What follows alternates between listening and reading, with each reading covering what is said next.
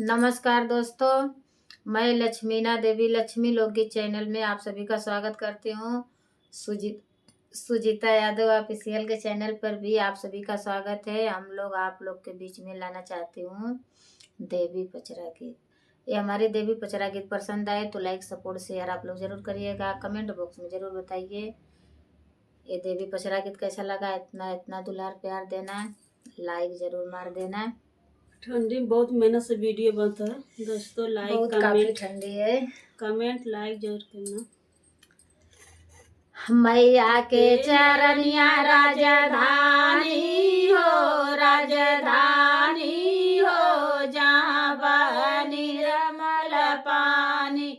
मैया के चरनिया राजधानी हो, राजधानी हो, जहाँ बह निर्मल पानी।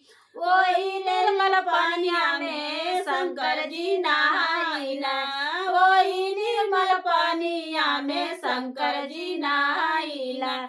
संघवा नहाने गौरा रानी हो, गौरा रानी हो, जहाँ बह निर्मल पानी। सतवा नहाने गौरा रानी हो, गौरा रानी हो, जहाँ बह निर्मल पानी।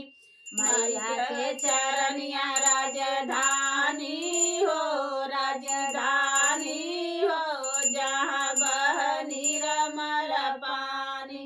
वही निर्मल पानिया में विष्णु जी नहाना, वही निर्मल पानिया में विष्णु जी नहाना।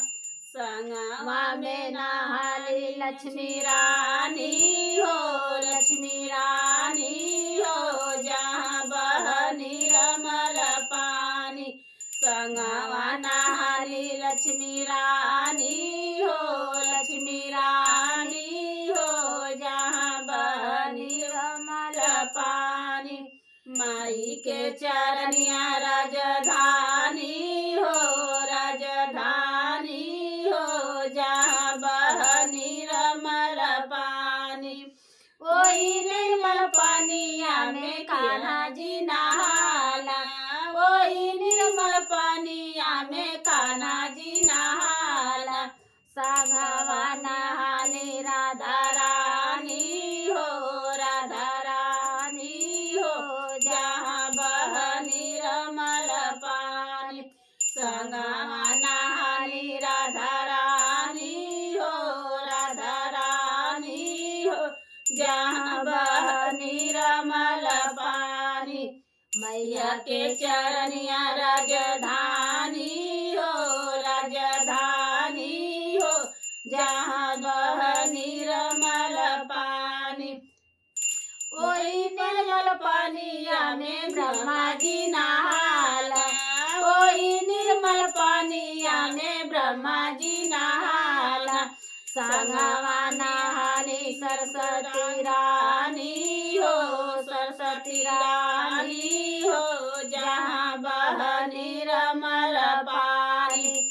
मैया के चरनिया राजधानी हो, राजधानी हो, जहाँ बह निर्मल पानी। जय माता दी। पसंद आए तो लाइक सपोर्ट शेयर आप लोग जरूर करिएगा।